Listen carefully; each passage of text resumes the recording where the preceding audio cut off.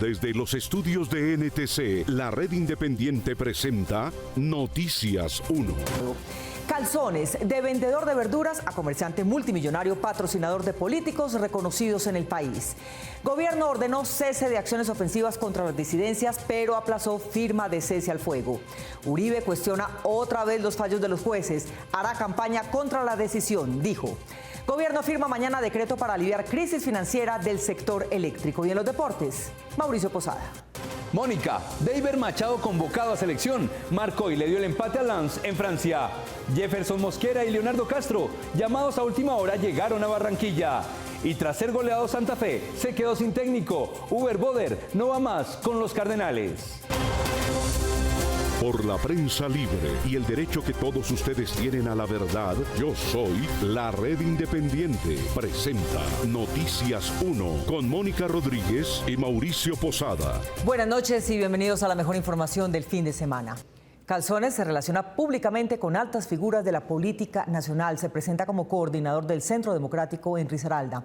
Álvaro Uribe lo ha defendido y se cree que él fue el impulsor de la elección de Carlos Felipe Córdoba a la Contraloría General.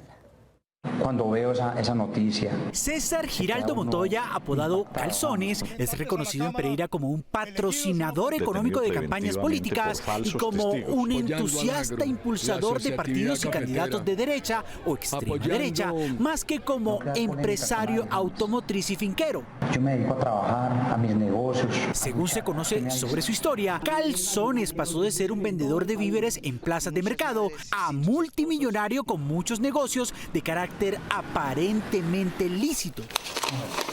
Sus patrocinios generosos en dinero le dieron poder en el eje cafetero y relaciones con el alto mundo dirigente. Ese es un camino de destrucción. Se recuerda su campaña por el no en momentos del plebiscito de Santos. Nosotros los del no, como César Giraldo y mi persona. César Giraldo tuvo una extraordinaria iniciativa hoy en Pereira. En 2018, Noticias 1 informó sobre la campaña y patrocinio de Giraldo para su gran amigo y paisano, Carlos Felipe Córdoba, que aspiraba a ser elegido por el Senado a la Contraloría General, como en efecto ocurrió. Que en mi vida yo no he sido ficha de nadie.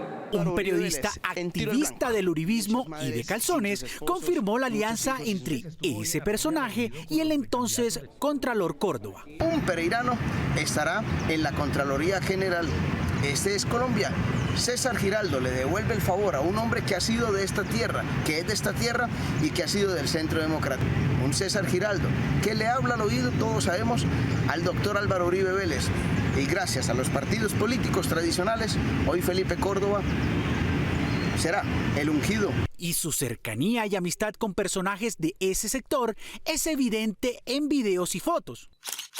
Participó activamente en la campaña de Iván Duque e incluso era invitado especial en los famosos talleres Construyendo País. Todos nos han apoyado en una idea. Se sabe que su hijo Cristian Camilo Giraldo, como lo muestran estas imágenes, está impulsando al candidato Federico Gutiérrez en su campaña a la actual alcaldía y también lo apoyó en sus anteriores aspiraciones. El fiscal Barbosa viajó hasta Pereira para reaccionar frente a la revelación de que en la entidad a su cargo había una investigación sobre un posible atentado contra Gustavo Petro en época de campaña. Aunque confirmó que sí hay un proceso, dijo que nadie les cree. Gustavo Monge. Mónica, su pasividad contrasta con el afán con que atendió la denuncia no documentada de Fico en Medellín o la amenaza desvirtuada en contra de él mismo. La pregunta es por qué tanto el atentado en Cúcuta en mi campaña presidencial del 2018 como esta investigación nunca llegó a conclusión judicial ni en la fiscalía de Néstor Humberto Martínez ni en la actual.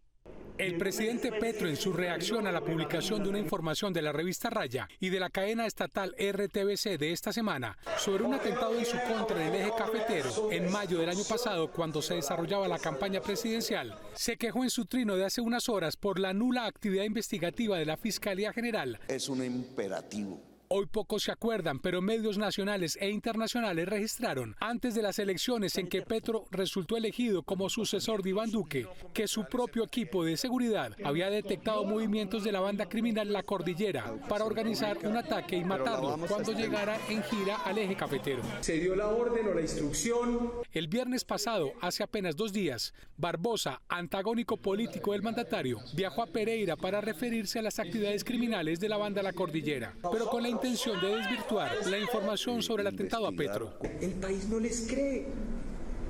Nadie les cree. Esto lo van a intentar hacer durante todo el tiempo que siga, pero no les cree. La respuesta es tremendamente concreta. Rápidamente se hicieron las entrevistas, se miraron además las condiciones de seguridad de lo que estaba ocurriendo. Sin embargo, la actitud de Barbosa fue completamente distinta frente a una denuncia similar sobre datos de un presunto atentado en contra del candidato uribista a la alcaldía de Medellín, Federico Gutiérrez, que fue publicitada hace unas semanas por la campaña del propio Gutiérrez. Le decía yo ayer al doctor Federico Gutiérrez, que nos acompaña, porque hablé con él a propósito de la amenaza contra su vida y su familia, que cuente con la Fiscalía General de la Nación, doctor Federico. Y añadió efusivamente: yo no le doy la respuesta a usted decir que es mentira esa amenaza. Yo le doy una respuesta concreta de institucionalidad rápidamente para investigar y diciéndole a las entidades respectivas que lo protejan, que ponga la cara el director de la UNP y rápidamente le haga sus estudios para que se fortalezca su seguridad. El mismo Barbosa había denunciado el 8 de agosto pasado un atentado en su contra que iría a cometer, según dijo la propia Fiscalía, el ELN, grupo guerrillero que se encuentra en conversaciones con el gobierno. Aseguró que la Casa de Nariño sabía y sugirió que el gobierno se había quedado callado, sin hacer nada, pero el ministro de Defensa lo negó. Ni este, ni ningún otro organismo de inteligencia tuvo conocimiento de las intenciones señaladas en el comunicado de prensa emitido por la Fiscalía General de la Nación. El fiscal general ha tenido posiciones distintas respecto de las informaciones sobre atentados a personajes del país. Le da credibilidad a unas y desecha a otras sin fórmula de juicio. A partir de la medianoche de hoy, el gobierno no va a adelantar acciones ofensivas en contra de las disidencias, pero la mesa de diálogos que estaba prevista instalarse hoy mismo se aplazó para el lunes de la próxima semana. El gobierno aplazó hoy la instalación de la mesa de diálogo y la firma del cese al fuego bilateral nacional y temporal con las disidencias hasta el próximo 16 de octubre y ordenó suspender acciones ofensivas contra esa guerrilla a partir de las 12 de esta noche hasta ese día, como mecanismo para proteger a la población y disminuir los efectos de la confrontación. La decisión de nuestro presidente de la República de declarar la suspensión de operaciones ofensivas desde la medianoche contra el Estado Mayor Central de las FARC, damos el primer paso. La instalación de la mesa se tenía prevista para este domingo en Tibú, norte de Santander, así como la firma del decreto de cese al fuego, punto en el que no habían logrado acuerdo gobierno y disidencias en cuanto a la duración. Después de varias reuniones decidieron que cuanto antes los diálogos deben darse sin confrontación armada y pronto. Esas mesas de conversación que se desarrollarán en medio del cese de fuego, que entrará en vigencia en 8 días, se construye en los territorios y con la gente de los territorios sin exclusión alguna. El delegado de las disidencias dijo que ojalá se logre un acuerdo de paz con el gobierno. Vinculando a cada uno de los sectores que hacemos vida en el territorio nacional, solamente así se podrá marcar la diferencia y hacer los cambios. Si dejamos de un lado los egos y trabajamos con el objetivo transformador, esa será la única fórmula viable para poder avanzar como sociedad. Líderes sociales señalaron que pese a que hoy no se firmó el cese al fuego, la suspensión de acciones ofensivas bilateral en esta semana será un alivio humanitario para las comunidades. Vemos con mucho optimismo, con mucha alegría recibimos esa noticia. Continuamos el día domingo para la firma del cese al fuego entre las dos partes.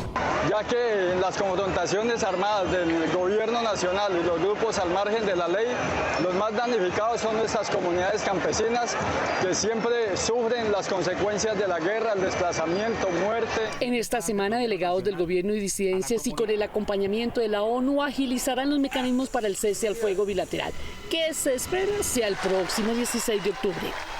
El expresidente imputado estuvo hoy de correría política, pero no pudo evitar referirse a la decisión judicial que mantiene vigente su acusación por fraude procesal y soborno a testigos. Miguel Ángel Peñaranda. Mónica, él dice que la Corte y el Tribunal están actuando políticamente y que para contrarrestar sus intenciones pretende hacer una gira por universidades y explicar las razones por las cuales él se cree inocente.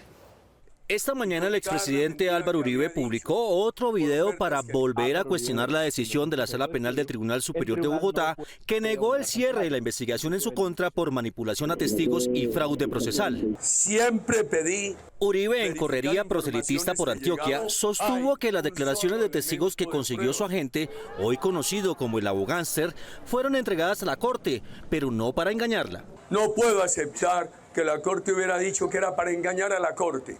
Y que se siga poniendo en duda lo que está aprobado, que mandé todas las declaraciones a la Corte en señal de buena fe para que la Corte las investigara. Según él, no existen evidencias que la iniciativa de ir a las cárceles para comprar testimonios a su favor hubiese sido suya. No hay un solo elemento de prueba en el sentido de que algún caso fuera por mi iniciativa.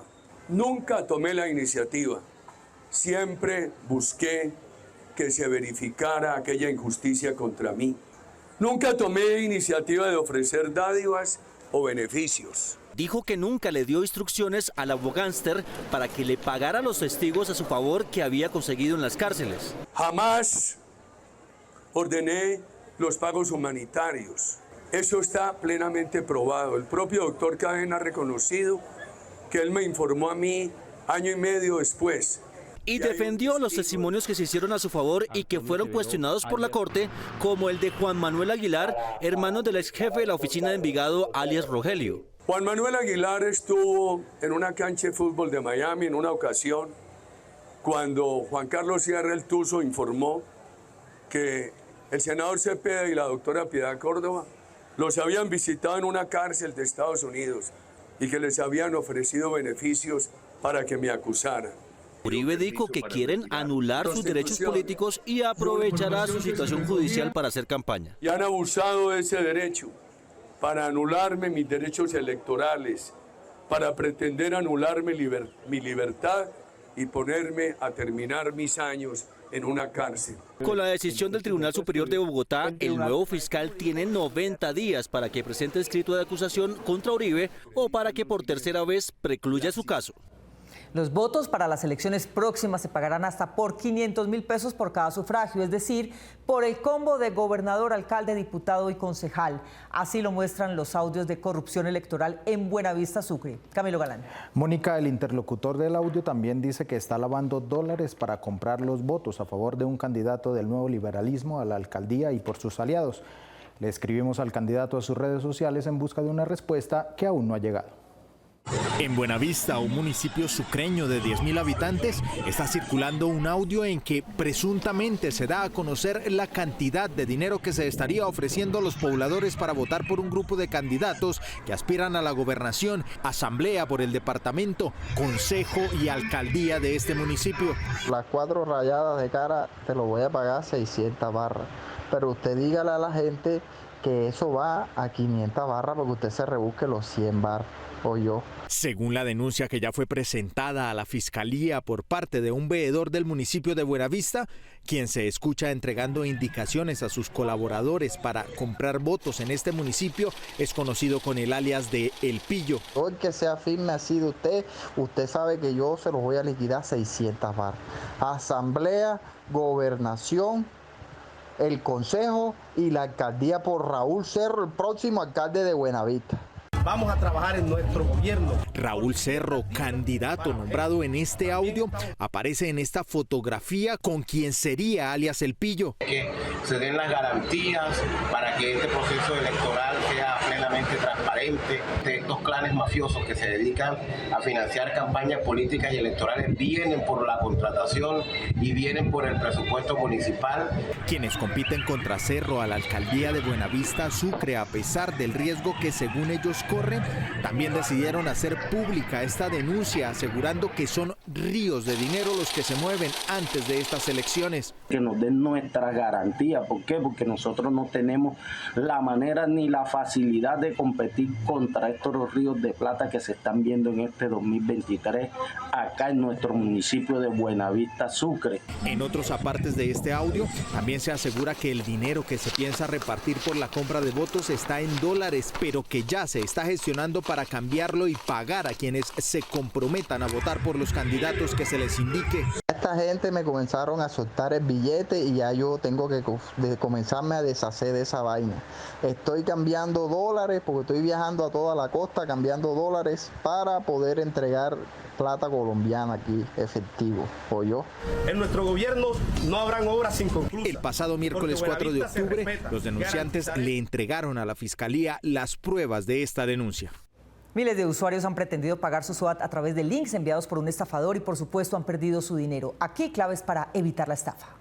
Las estafas con la venta del SOAT se han disparado. Según Fasecol del gremio asegurador, en lo que va corrido de este año se han registrado más de 5.000 casos, por lo que es importante seguir las siguientes recomendaciones para evitar ser una víctima más. Compre el SOAT solo a través de las páginas web de las aseguradoras reconocidas. Siempre busque y acceda usted mismo a la página. No lo haga por links que le lleguen a través de WhatsApp o mensajes de texto. Si le ofrecen este seguro a través de WhatsApp, desconfíe, puede ser un fraude. Ninguna compañía de seguros autorizada solicita pagos a través de este canal. No adquiera este seguro cuando le soliciten consignar a cuentas de personas naturales. Y por último, desconfíe de altos descuentos en el valor de la póliza.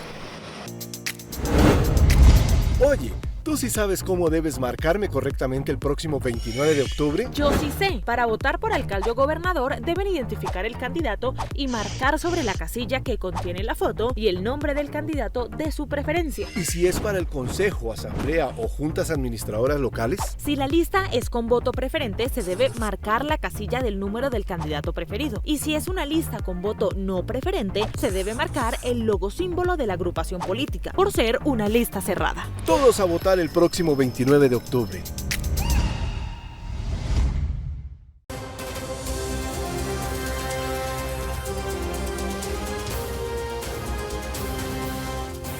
El gobierno les dará liquidez a las empresas distribuidoras de energía para enfrentar la posible crisis del Niño a través del Banco Oficial Findeter. La crisis sobre la que alertó una carta de los exministros de Energía, según el gobierno, es consecuencia de una decisión de Duque en la pandemia. Marta Olaya.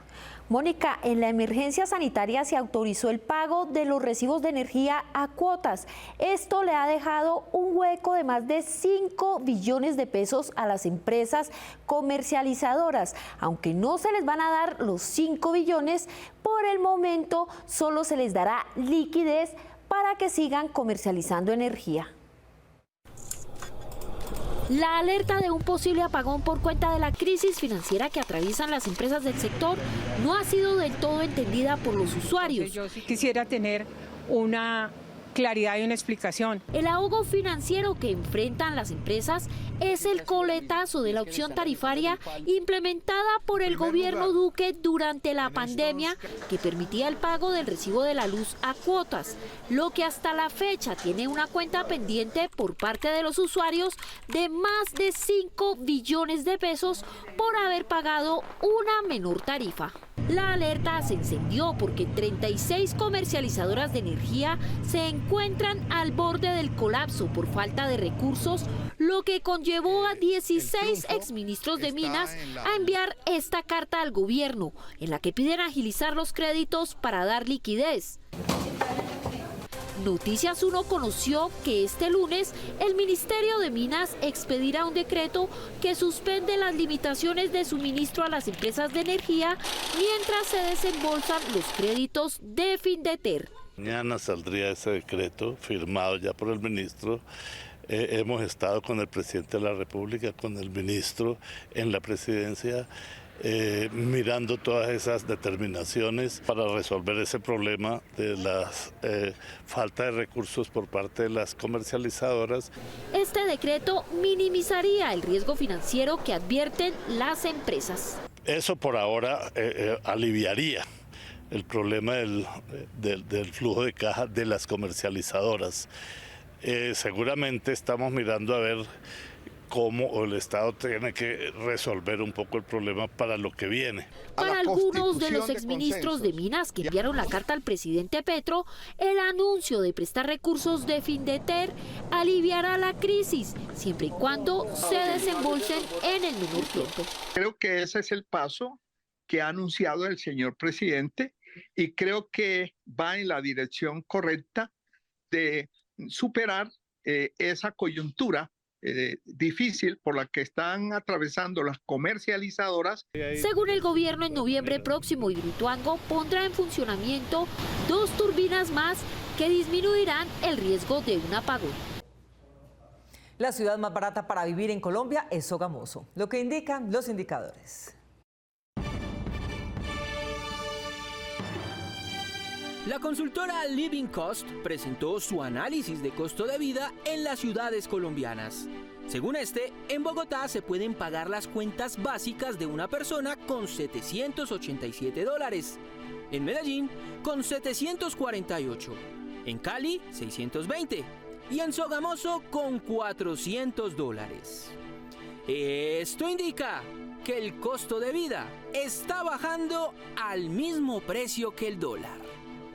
Esto es lo que indican los indicadores. 6 médicos que luego de hacer cursos de apenas semanas en una supuesta universidad de Brasil consiguieron que el Ministerio de Educación validara sus títulos como especialidad médica fueron sentenciados por falsedad en documento, pero solo en segunda instancia debido a la torpeza de la Fiscalía en su acusación.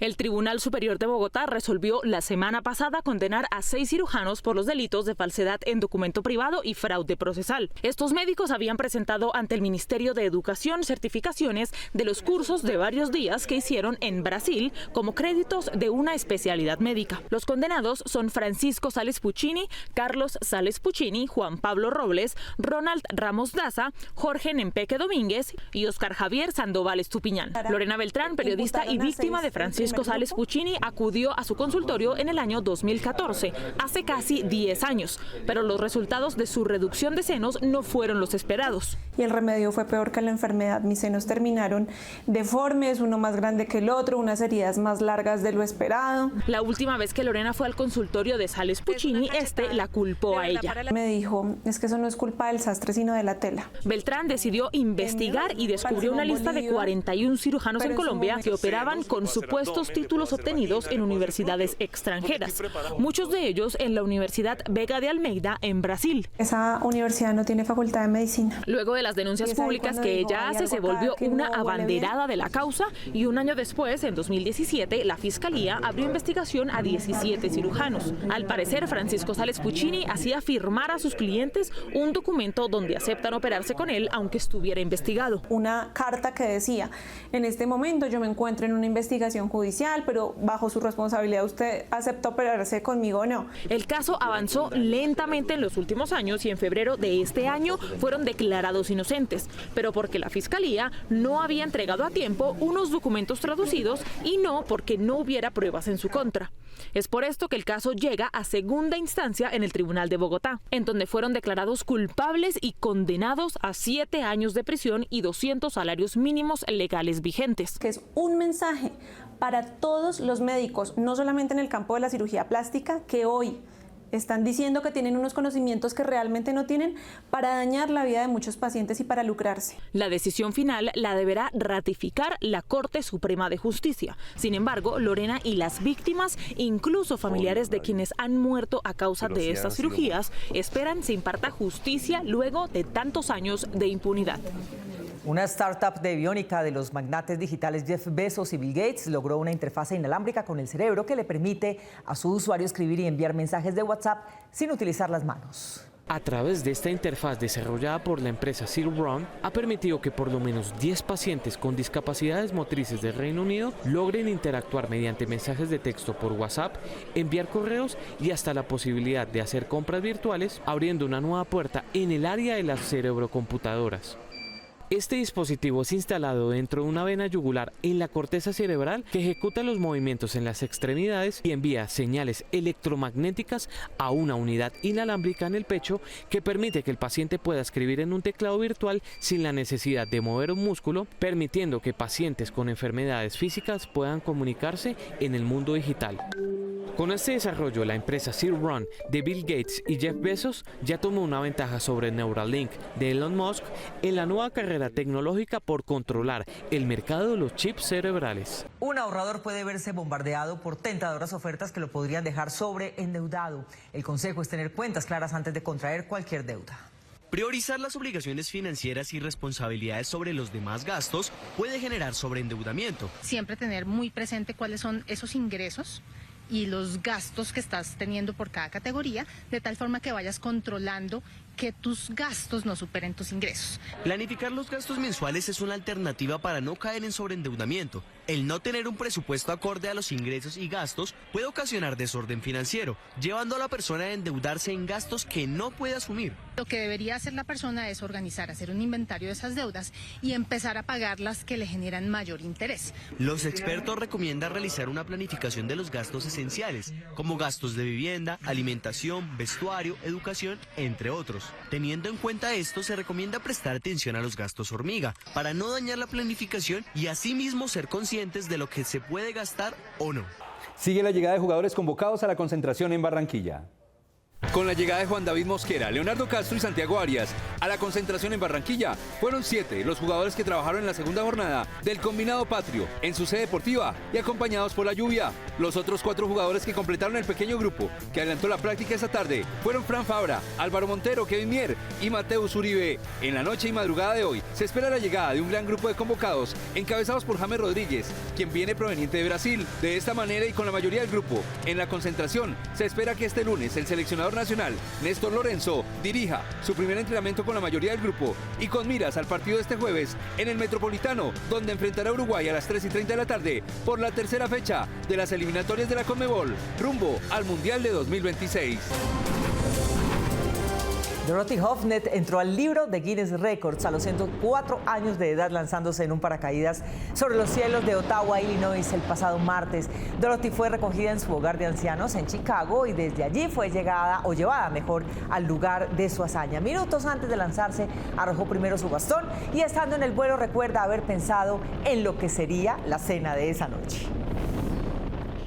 Nos vemos en las redes sociales el próximo sábado a las 8 de la noche, aquí en Noticias 1 con las mejores noticias del fin de semana. A ustedes, como siempre, gracias por elegir la independencia. Feliz noche.